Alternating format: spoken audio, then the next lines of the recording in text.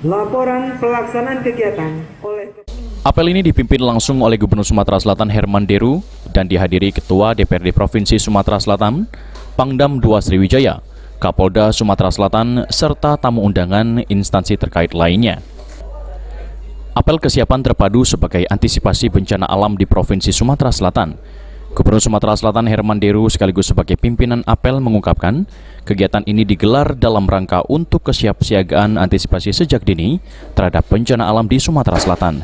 Diikuti mulai dari pihak BPBD, Basarnas, pihak kepolisian, TNI, dan masyarakat sipil. Pagi ini kita bersama-sama menyelenggarakan apel kesiapsiagaan terpadu.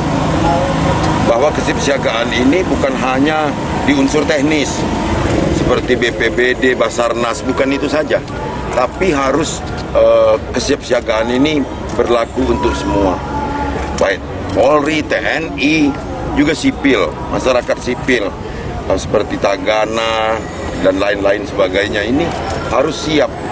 Apel hari ini diinisiasi oleh teman-teman Forkompinda. Setahu saya baru Sumsel yang mengadakan ini di tahun ini. Beda dengan siap siaga Karhutla. Kalau ini kesiapsiagaan menghadapi bencana.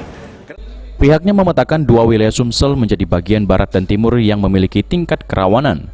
Sumsel bagian barat yang memiliki faktor geografis dataran tinggi, memiliki kerawanan bencana longsor dan banjir. Sedangkan bagian timur berpotensi terjadi banjir dan angin puting beliung, terutama di kawasan hamparan terbuka.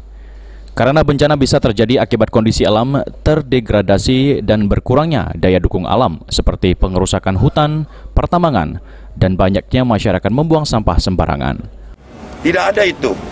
Jadi kepada semua pihak, jajaran pemerintah daerah, baik provinsi, kabupaten, kota, sampai tingkat kelurahan harus siaga ini. Begitu juga saya minta Pak Pangdam, Pak Kapolda, Mbak Binsa, Babin Kantip, masih itu harus menjadi radar. Harus menjadi radar bersama Hansip dan petugas-petugas di desa, menjadi radar sehingga kita bisa mendeteksi ini sejak dini. Okta Alfarizi, PAL TV. Banjir